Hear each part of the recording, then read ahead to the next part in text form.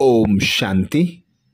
आज दिनांक 23 अगस्त 2022। प्रातः मुरली बाप दादा मधुबन।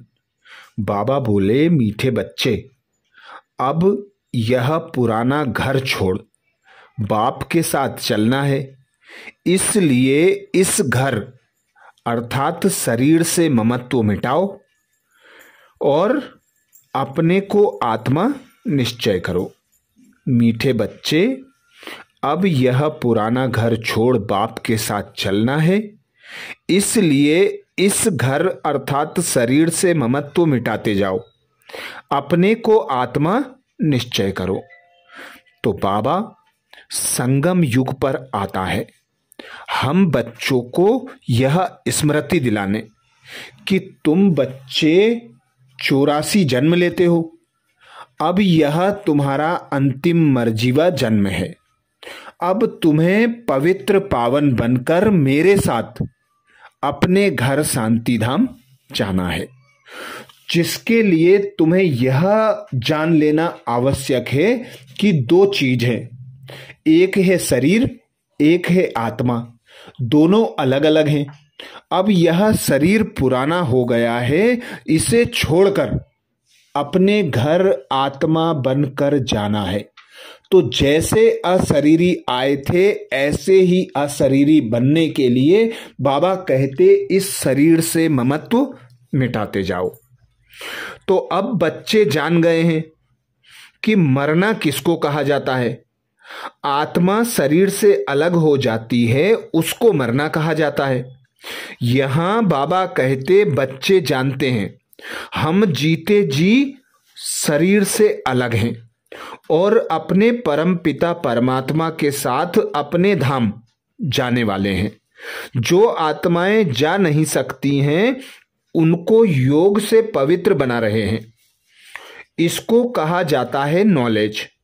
रूह को नॉलेज मिलती है, अर्थात जो नॉलेज मिलती है वह आत्मा को मिलती है। आत्मा ही नॉलेज धारण करती है। यह बच्चे बच्चे कहने वाला कौन है, यह अब आत्मा जान गई है कि परम पिता परमात्मा जिसको सभी भगत याद करते हैं।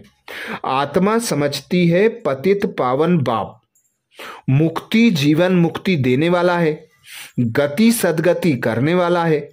उनको तो अपना शरीर है नहीं, यह शरीर लोन लिया है, अर्थात ब्रह्मा तन का आधार लिया है। इसको भी यह छोड़ना है।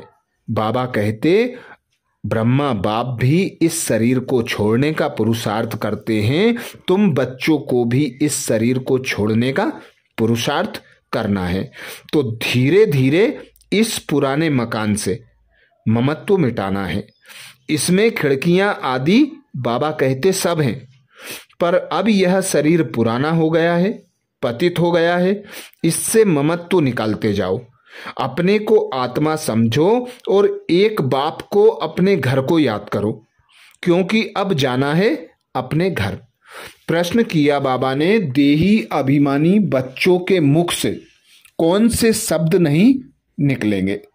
देही अभिमानी बच्चों के मुख से कौन से शब्द नहीं निकलेंगे। उत्तर में बाबा कहते मेरे मन को शांति कैसे मिले। यह शब्द देही अभिमानी बच्चों के मुख से नहीं निकल सकते। देह अभिमान वाले ही यह शब्द बोलते हैं, क्योंकि उन्हें आत्मा का ज्ञान ही नहीं है। तुम जानते हो आत्मा का स्वधर्म ही शांत है। मन को शांति, बाबा कहते मन के शांति की तो बात ही नहीं है। आत्मा अपने स्वधर्म में टिक जाए तो मन शांत हो जाए। आत्मा सो परमात्मा कहने वाले इस बात को समझ नहीं सकते। अर्थात देही अभिमानी स्थिति में जो बच्चे स्थित हो जाते हैं, स्वधर्म में टिकने का पुरुषार्थ करते हैं, उन्हें बाप से यह नॉलेज मिल जाती है कि आत्मा शांत स्वरूप है, आत्मा का स्वधर्म शांत है। तो बाबा कहते शांति आत्मा को चाहिए, ना कि मन को। यदि आत्मा अपने शांत स्वरूप स्थिति में स्थित हो जाए तो मन स्वतः शांत हो जाएगा। और जो बच्चे देह अभिमान में होते हैं वे यह शब्द बोलते हैं, आत्मा सो परमात्मा, और मन को शांति चाहिए, क्योंकि वे आत्मा को नहीं जानते, अपने पिता परमात्मा को नहीं जानते। गीत सुनाया बाबा ने, मरना तेरी गली में, जीना तेरी गली में। ओम शांति। बच्चे जानते हैं मरना किसको कहा जाता है। आत्मा शरीर से अलग हो जाती है, उसको मरना कहा जाता है। यहाँ बच्चे जानते हैं हम जीते जी इस शरीर से अलग हैं और अपने परम पिता परमात्मा के साथ उनके धाम जाने वाले हैं। जो आत्माएं जा नहीं सकती उनको योग से पवित्र बनाते हैं। इसको कहा जाता है नॉलेज। रूह को नॉलेज मिलती है। यह बच्चे बच्चे कहने वाला कौन है? बाबा पूछते, यह बच्चे बच्चे कहने वाला कौन है? परम पिता परमात्मा, जिसको सभी भगत याद करते हैं। आत्मा समझती है पतित पावन बाप मुक्ति जीवन मुक्ति देने वाला है। उनको तो अपना शरीर है नहीं, यह लोन लिया है। हमको भी यह छोड़ना है और जिसका घर है उसको भी छोड़ना है। वैसे तुम बच्चों का भी यह पुराना घर, इसमें खिड़कियां आदि सब हैं। तो बाप कहते हैं बच्चे, यह पुराना घर सबको छोड़ देना है, मेरे साथ घर चलना है। इसलिए जीते जी इस शरीर से ममत्व मिटाते जाओ। अपने को आत्मा निश्चय करो और बाप को याद करो। यह तो बच्चे जानते हैं, दो चीज हैं, जीव और आत्मा। मनुष्य जब दुखी होते हैं तो जीवघात करते हैं, आत्मघात नहीं। आत्मा जानती है शरीर के कारण आत्मा को दुख होता है, इसलिए उनको छोड़ना चाहती है। तुम्हारी आत्मा जानती है कि अभी हम दुखधाम में हैं। यह शरीर भी पुराना है, बाबा ने समझाया है। यह अकाल तख्त है जो छोड़कर फिर दूसरा लेना होता है। तख्त के बदले घर कहना ठीक है। घर में खिड़कियां आदि होती हैं, इसलिए शरीर को घर कहा जाता है। तख्त के ऊपर राजाई की जाती है। इस समय तो दुखधाम है। हाँ, यह जरूर है, आत्मा को घर अर्थात नए शरीर में बैठ फिर सिंहासन पर बैठ जाना है, राजाई करनी है। दुनिया में ऐसा कोई नहीं जिसको बाप से राजाई मिलती है। जब तक बाप ना आए तब तक बादशाही कैसे मिले? तुम जानते हो बाबा हमको शहंशाह बनाने आया हुआ है। जैसे राजाओं से महाराजे बड़े होते हैं ना, तो बाप कहते हैं तुमको राजाओं का राजा बनाया जाता है। तुम्हारी आत्मा जानती है यह पुराना घर छोड़ना है। आत्मा को पहले सतो प्रधान घर मिलता है। सतो प्रधान गुणवान आत्मा है, तो शरीर भी ऐसे ही सतो प्रधान मिलता है। आत्मा समझती है कैसे हम आत्मा को घर मिलता है। ऊंच पवित्र आत्मा, बाबा कहते ऊंच पवित्र आत्माओं को शरीर भी ऐसे ही मिलेगा। पावन बनेंगे तो पावन घर मिलेगा जरूर। जब पावन बनाने वाला आए तब तो हम पावन बने। खुद कहते हैं बच्चे तुम याद करते थे, अब मैं आया हूं। कल्प कल्प इस शरीर में आकर यह यज्ञ रचता हूं। इनका नाम ब्रह्मा रखना पड़ता है। इनको एडॉप्ट किया जाता है गृहस्थ व्यवहार में रहते। तुमने बुद्धि से सब कुछ पुरानी चीजों का संन्यास कर अपने को आत्मा निश्चय किया है। अभी जीते जी सब संबंध तोड़ने हैं। बाप कहते हैं तुम्हें इस पुरानी दुनिया में रहना नहीं है। समझाया जाता है हमारी एम ऑब्जेक्ट है नर से नारायण, वह मनुष्य से देवता बनना, वह स्वर्ग की बादशाही पाना।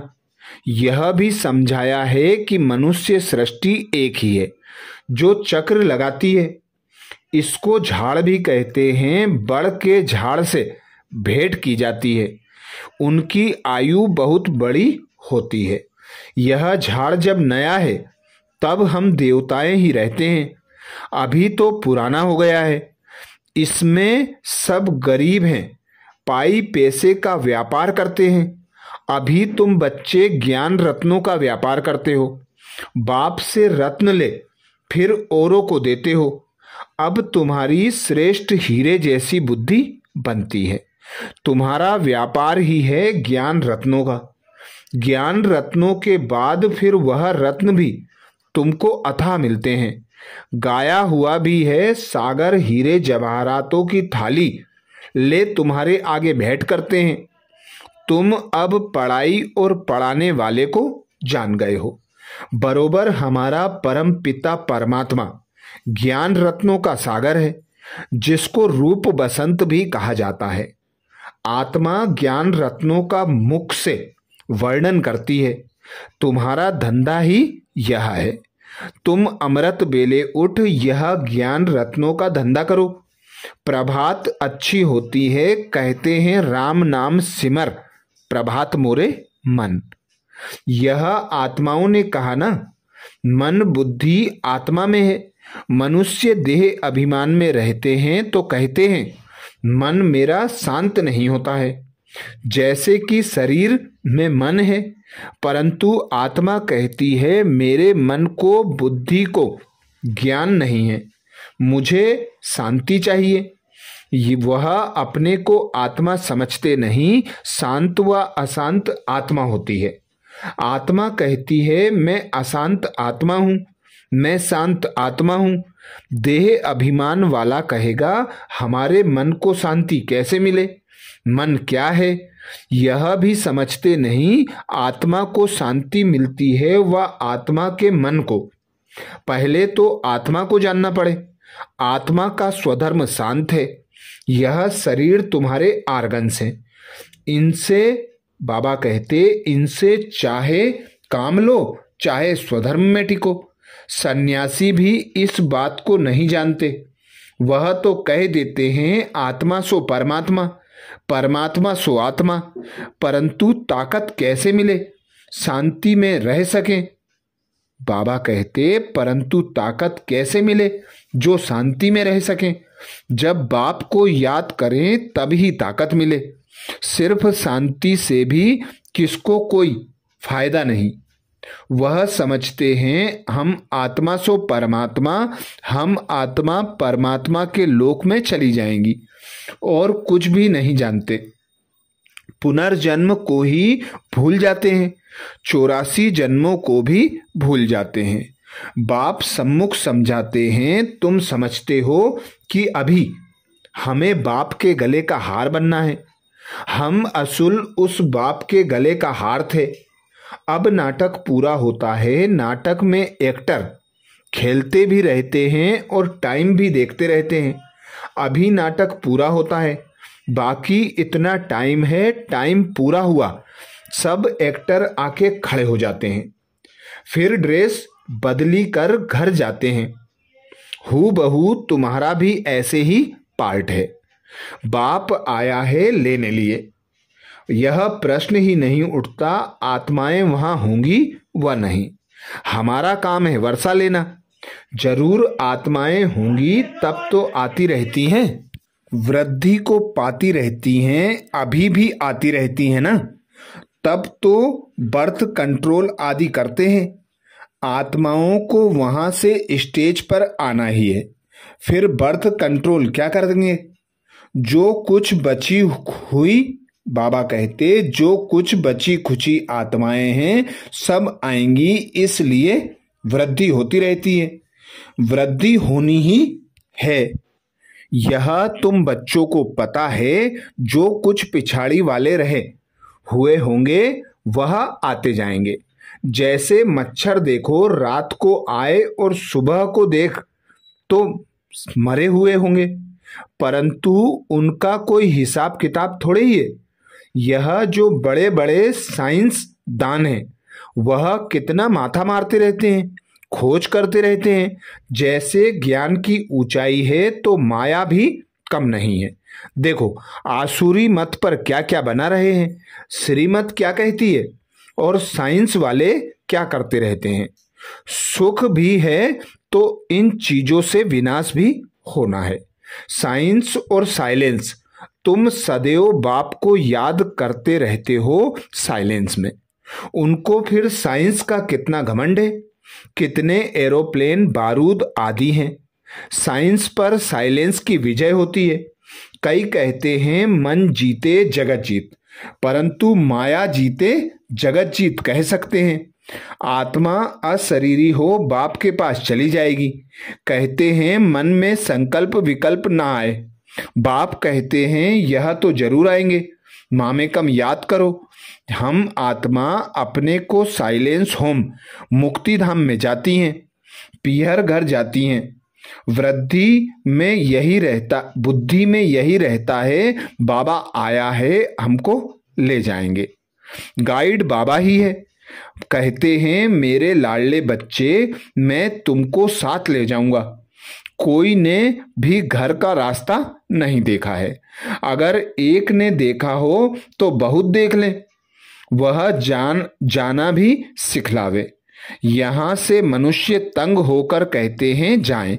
सतयुग में ऐसे थोड़े ही कहेंगे, सुख धाम को ही सब याद करते हैं। बाप कहते हैं मैं सबको ले जाऊंगा। मच्छरों के सदृश वह सिर्फ कह देते हैं बौद्ध की आत्मा निर्वाण धाम गई। अगर वह चला गया तो बाकी सब उनकी इतनी वंशावली कैसे जाएंगी? कोई जा नहीं सकते। मैं तो जा सकता हूं ना, मैं आता ही हूं ले जाने के लिए। सतयुग में तो कितने थोड़े होते हैं। इस समय तो आत्माएं कितनी अथाह है, मच्छरों सदृश्य है ना। सबको ले जाना एक बाप का ही काम है। बाप कहते हैं मेरे गले का हार बनने के लिए, बाबा कहते मेरे गले का हार बनने से विष्णु के गले का हार बनेंगे। गिरेंगे भी पहले, वह पुजारी बनते हैं तब रावण के गले का हार बनते हैं। आखिरीन यह हालत हो जाती है।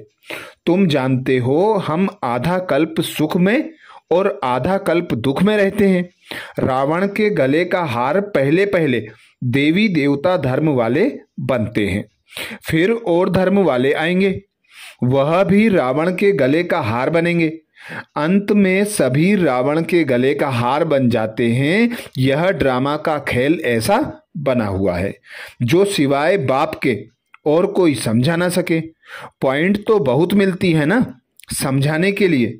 नट सेल में कहा जाता है एक बाप को याद करो, पतित दुनिया को कैसे पावन बनाते हैं और फिर गले का हार पहले पहले कौन बनते हैं, यह बुद्धि में रहना चाहिए। बरोबर हम असल में अपने बाप के गले की माला हैं।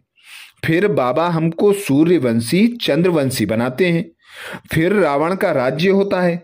यह सृष्टि का चक्र कैसे फिरता है तुम जानते हो नंबरवार। स्कूल में सब सब्जेक्ट में 100 मार्क्स तो कोई नहीं लेते हैं। हाँ, कोई एक सब्जेक्ट में 100 मार्क्स मिल सकती है, इसमें भी मार्क्स हैं।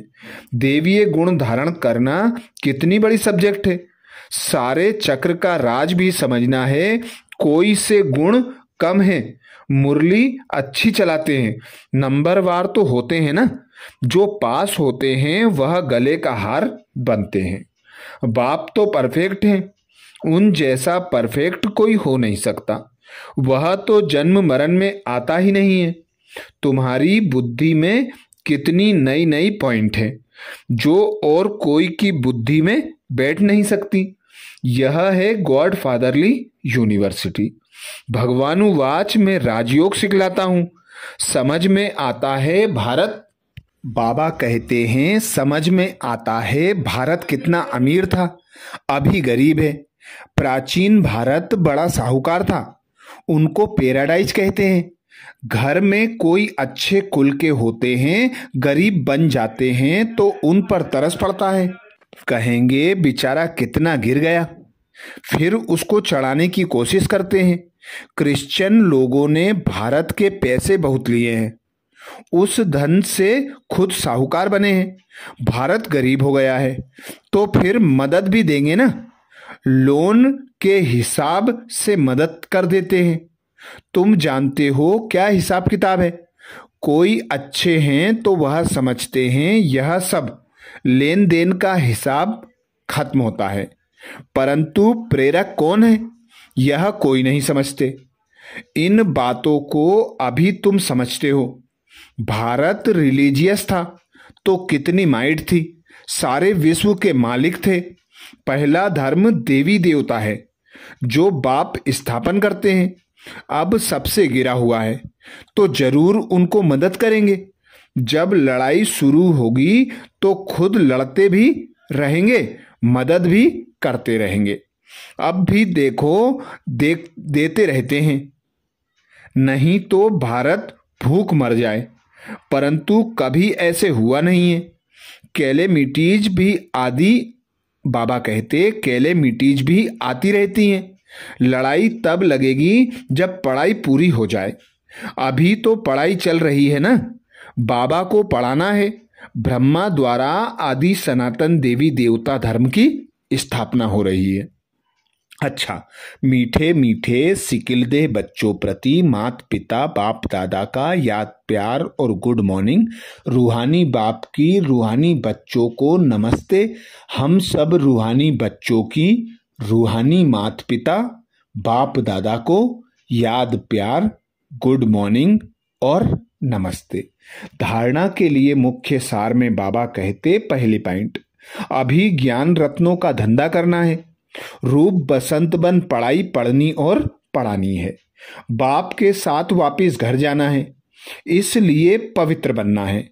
अशरीरी बन बाप की याद में रहे, साइलेंस के बल से साइंस पर विजय पानी है। बाबा कहते पहली पॉइंट, अभी ज्ञान रत्नों का धंधा करना है। रूप बसंत बन पढ़ाई पढ़नी और पढ़ानी है।